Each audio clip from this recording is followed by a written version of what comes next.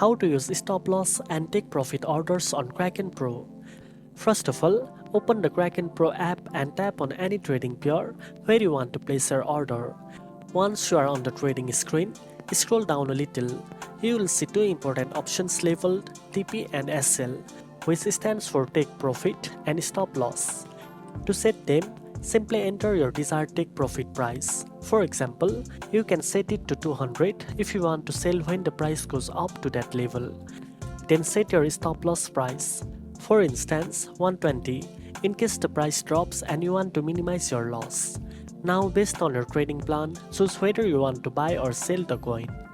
Use these settings strategically depending on whether you expect the price to go up or down.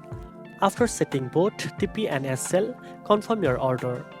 That's it, your position is now protected on both sides. Now you know how to use stop loss and take profit orders on Kraken Pro.